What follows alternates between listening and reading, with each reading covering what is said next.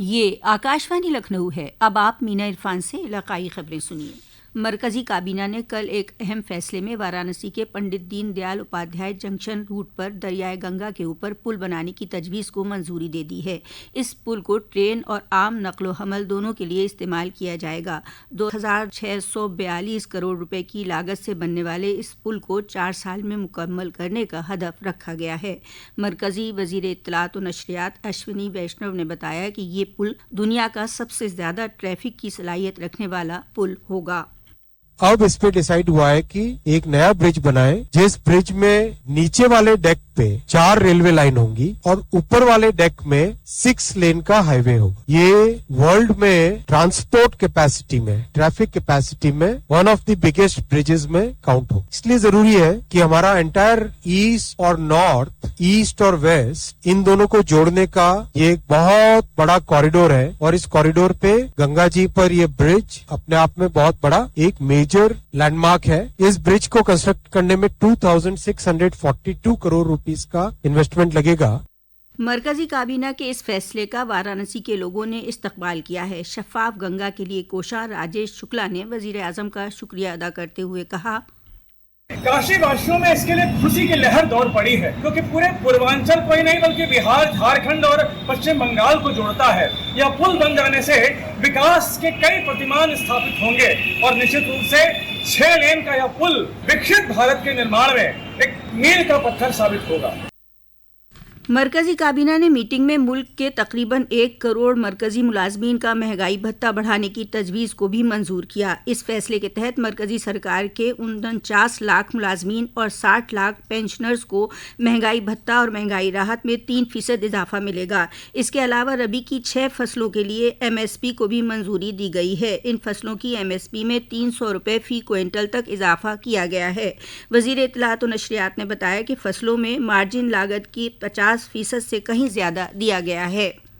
वज़ीर आज़म नरेंद्र मोदी 20 अक्टूबर को एक रोज़ा दौरे पर अपने पार्लिमानी हल्के वाराणसी आएंगे। इस दौरान वज़ीर आज़म 1200 करोड़ रुपए से ज़ायद की स्कीमों का इफ्तिताह करेंगे और संग बुनियाद रखेंगे। इसमें लाल बहादुर शास्त्री बैनुल अक़वामी हवाई अड्डे की तोसी भी शामिल है। वज़ीर आज़म सिगरा में कायम संपूर्णानंद स्पोर्ट्स स्टेडियम का इफ्तिताह भी करेंगे। वज़ीर आज़म के दौरे के मद्देनज़र वाराणसी ज़िला इंतज़ामिया तैयारियां तेज़ी से पूरी कर रहा है। इस सिलसिले में वाराणसी के पुलिस कमिश्नर मोहित अग्रवाल ने संपूर्णानंद स्पोर्ट्स कॉम्प्लेक्स का मुआयना कर अफसरान को हिदायत जारी की। रियासत के मिल्कीपुर असेंबली सीट पर ज़िमनी इंतखाब का रास्ता साफ हो गया है। बीजेपी के साबिक रुकन असेंबली बाबा गोरखनाथ ने मिल्कीपुर असेंबली सीट से मुताल्लिक इलाहाबाद हाई कोर्ट की लखनऊ बेंच में इल्तिवा में पड़ी अपनी अर्जी को वापस ले लिया है।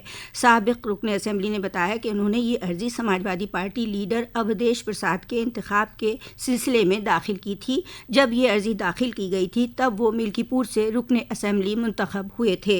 इलेक्शन कमीशन के 10 में से 9 असेंबली सीटों पर इंतखाब कराने के ऐलान के साथ ही सियासी पार्टियों और इंतजामिया ने तैयारियां तेज कर दी हैं। उत्तर प्रदेश में आज वाल्मीकि जयंती शानदार तरीके से मनाने के लिए तैयारियां की गई हैं। इस मौके पर कई प्रोग्राम मुनक्किद किए जा रहे हैं। वज़ीर आला योगी आदित्यनाथ ने वाल्मीकि जयंती धूमधाम से मनाने की हिदायत दी है। मज़ीद मालूमात हमारे नामा निगार से।